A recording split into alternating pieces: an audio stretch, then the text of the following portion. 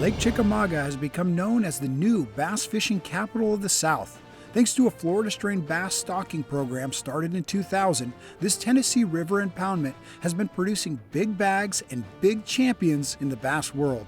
Nearly 60 miles long, this 36,000-acre lake has 810 miles of shoreline, great structure, a great mix of vegetation and habitat, moving water, and those big, beautiful Florida strain giants.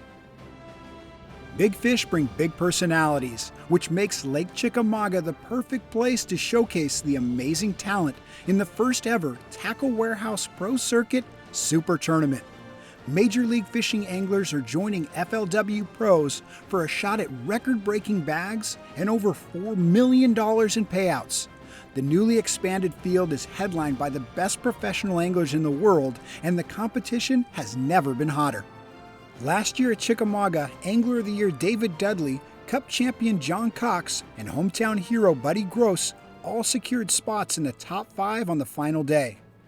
In their sights was soon-to-be Rookie of the Year Ron Nelson, who went out in the top spot on the final morning. With 10 minutes left until check-in, John Cox threw a Hail Mary and returned to a stretch of trees he had forgotten about. Come here. Woo! Woo! We gotta go. Oh man, that's what I'm talking about. Oh my gosh. When the smoke cleared, that pair of 4-pounders gave John a 4-day total of over 83 pounds and his 4th tournament victory. 15 pounds, 5 ounces. Your champion is John Cox. Wow! His 3rd win on the FLW Tour, a former Cup champion. He will be the best in the world soon if he's not already. Congratulations, John.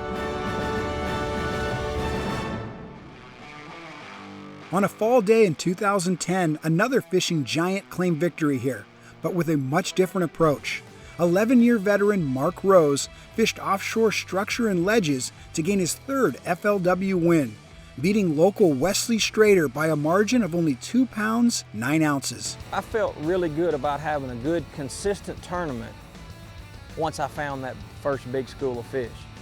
Then when I found my second one a couple of days later, that just assured me that I was going to have some consistency, which is what you need in a 3 or 4 day tournament. I felt like I had enough to last, really. I had enough fish in those schools to last me 4 days. And so that was after the day 1 weigh-in, when I was like in second, I knew I had a shot. Chickamauga doesn't just lure big anglers to its waters, it makes them. In 2013, fishing his rookie season in the front of the boat, Casey Martin found himself shoulder to shoulder with local sticks Wesley Strader and Michael Neal and fishing giants Larry Nixon and Andy Morgan. He eventually found 3 schools of bass to fish from, one of which was a mega school and a giant ledge. Woo! Oh gosh, that's a big one. Oh yes, yes. Look at that. Another solid fish. Oh, yes. Woo! That's why you don't give up right there. 6.5.